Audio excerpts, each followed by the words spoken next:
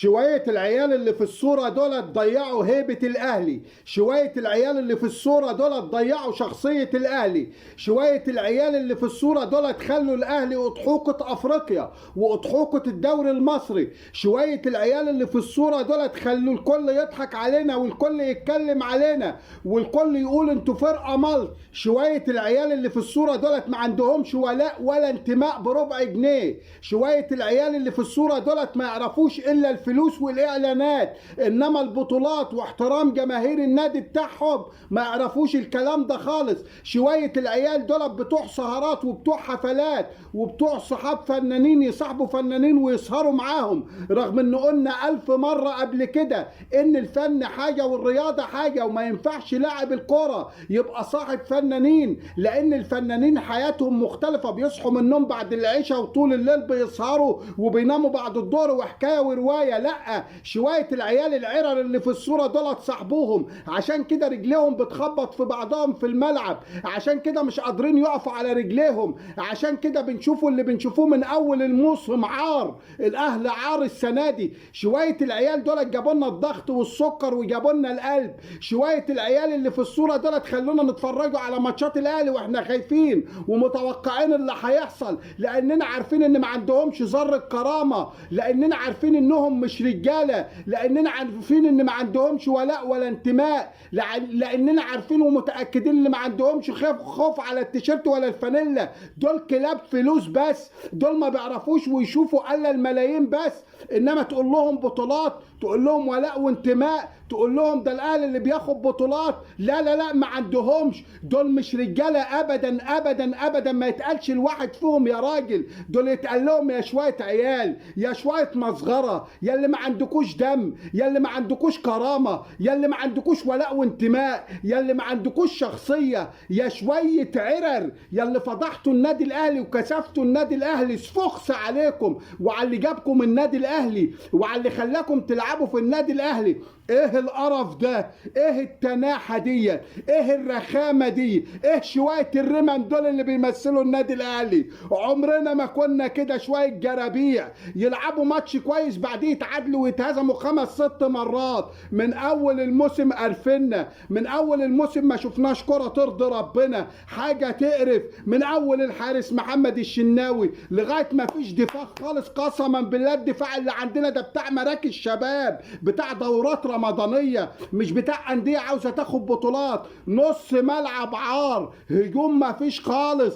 اشرف بن شرقي طلعنا السنه اللي فاتت قدام صن داونز بسبب المياعه والعلويه اللي هو فيها، لا عارف يستلم الكره ولا عارف يغطي. وامبارح ضيعنا تاني قدام الترجي، بيلعب الكره بغباء من بره الملعب بيدخلها جوه الملعب للاعب الترجي. انا مش عارف انت جايب البرود ده منين يا اخي، انا مش عارف انت جايب التناحه والرخامه دي منين، انا مش عارف انت جايب البرود ده. انت تلاجه، ده انت فريزر في الملعب. ايه القرف ده يا ابني؟ مدغور في داهيه يا ابني. شبعت فلوس وجاي المرتب بس بنقبض كام اخر الشهر وخلاص، انما كره بطولات مش في دماغك. الولا زيزو ما بيعرفش يعمل حاجه خالص في الكره غير انه يرفع كورنر، غير كده ما بيعرفش يعمل حاجه. جايبينه بنص مليار جنيه عشان اما يجي لنا كورنر يرفعه، هي دي شغلته في الملعب. شغلتك في الملعب ايه يا زيزو؟ برره ما بنعرفش نعمل حاجه. الواد امام عاشور الولا استحملناه 6 شهور لما اتصاب في كاس العالم، لعب ماتشين رقص ترقيصه ولا بتاع الاستوديوهات التحليليه، ده لاعب مختلف،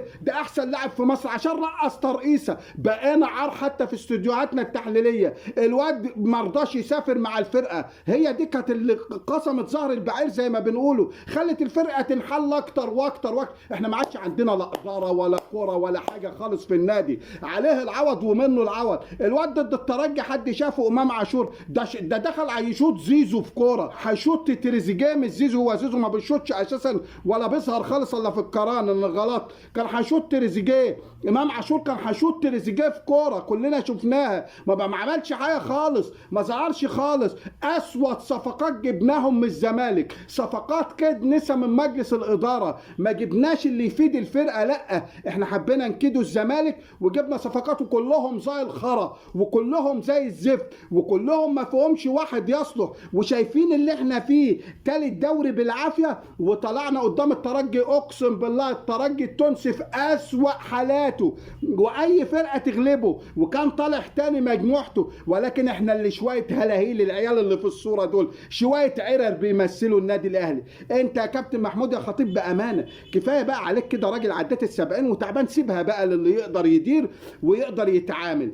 كمان اللي جاب صفقات في يناير، كل صفقات يناير ده الحمار اللي جابهم واللي مشى اللاعيبه في يناير، المفروض يغور في 60 ده. يا الله يخرب بيتك، مالكش في الكوره. صفقات ايه يا عره اللي انت جبتها؟ ويا عرر اللعيبه اللي مشيتوها احسن من الصفقات اللي جبتوها 100 مره. قرفتونا وزهقتونا وتعبتونا نفسيا، كرهتونا في الاهلي. نعملوا ايه تاني؟ قسما بالله الواحد بقى يكره يشوف الماتشات. العيال ما عندهمش رجوله بربع جنيه. قبل ما تشوف الماتش كده العيال دول تقول الحماس والاجتهاد نص ساعه ممكن يدوك، بعد كده خلاص بيتنسونوا في الملعب. وكلنا شفنا ضد الترجي لعبنا شوط اول، يعني شيل تريزيجيه منهم. تريزيجيه ما اقدرش الوم عليه بصراحه، هلوم عليه ايه؟ هو الوحيد اللي بيعمل اللي عليه، والباقي مجموعه من العرر مالهمش لازمه. قسما بالله اللعيبه بحالها ما تصلح تمثل النادي الاهلي. حسين الشحات احسن من زيزو، حسين الشحات احسن من بن شرقي. حسين الشحات لازم يلعب اساسي وما يقعدش. بن شرقي وزيزو ياما عليهم كده غروا في داهيه السنه الجايه، ولا يشوفوا لهم نادي تاني، ولا يشوفوا هينيلوا ايه، وياخدوا بقى معاهم الشناوي ومعاهم طاهر محمد طاهر و15 لاعب ممكن اقولهم دلوقتي لا يصلحوا يمثلوا النادي الاهلي اطلاقا خالص. ايه القرف ده مش ماتش ولا اتنين، ده من بعد ما رجعنا من كاس العالم والعمليه زي الزفت، والعمليه تحت الصفر. العيل اللي بيرقص ترقيصه زي امام عاشور ولا امام عاشور ولا اسمه ايه قرا ده، يرفع راسه في السماء. انا اللي ما فيش مني على ايه يالا، على ايه يالا؟ ده الجون ده ابو تريكه جاب جون في الزمالك اللي هوش لعبد المنصف فيه. قسما بالله بتاريخك في الكوره كله، والراجل قاعد يبذل مجهود وقاعد في الاهلي هو وبركات وائل جمعه والناس دي. يالا انت مين يالا؟ انت مين يالا عشان تتنطط على الاهلي يالا؟ انت وغيرك يالا. اسود صفقات جبناها من الزمالك كده ما ينفعش يا محمود يا خطيب. انتوا كسفتونا وفضحتونا وعرتونا. العيال دول ما بتلعبش كوره بساغ، العيال دول رقابهم بتخبط في بعضها من السهرات والحفلات واللقاءات ومصاحبه الفنانين ومصاحبه رجال المجتمع مش عارف ايه. هو في كده يا عم؟ وانت يا وليد يا صلاح الدين مبسوط انك لغيت المعسكر؟ انا عامل فيديو يوم العيد الصبح هتشوفوه، لو جبتوا قناتي او صفحتي على اليوتيوب شوفوه. قسما بالله اللي بقوله لكم دلوقتي ده قلته يوم العيد الصبح انه هيحصل، وهو حصل. مبسوطين كده يا اهلاويه؟ مبسوطين من اللي حصل؟ عاوزين تغيير شامل وكامل. كمان المدربين بيقول لك ده رابع مدرب، لو قلنا هياخد 27 شهر. من الحمار اللي بيعمل العقودات ديت مره واثنين وثلاثه واربعه؟ ده احنا رابع مدرب ده عاوز ياخد عقده كامل، ما بتعملش شرط جزاء شهرين ولا ثلاثه ليه؟ ده انت بتجيب عرر المدربين، ده انت بتجيب مدربين ما حدش يعرف عنهم حاجه. هو المدرب بيجي يدوس عليك هنا ليه؟ بياخد الوفات في تونس وفي المغرب وفي الكلام ده لو راح درب، وهنا بيقول لك عاوز ملايين. بقول لك اعمل لي عقد لو 3 سنين، لو اقلتني ناخد ال3 سنين. هم بيضحكوا عليك ليه؟ هم شافوك ضحكه عشان اديت لي زيزو اللي بيرفع كورنرات بس نص مليار جنيه. كله عاوز يعمل لك كده يا مجلس اداره النادي الاهلي. بلاش قرف بقى عشان احنا كجماهير زهقنا، احنا كجماهير تعبنا، احنا كجماهير جبنا اخرنا. قسما بالله يخرب بيت الاهلي. انا واحد من الناس اهلاوي متعصب، بقول لك عمر اللي لعبوا السنه دي مكانه الاهلي. ده عار على الاهلي، ده وساخه الاهلي، ده زباله الاهلي، ده لا يصلح انهم يعدوا من قدام النادي الاهلي. حاجه تقرف. ما تنسوش متابعه صفحتي والاشتراك في قناتي على اليوتيوب. شكرا.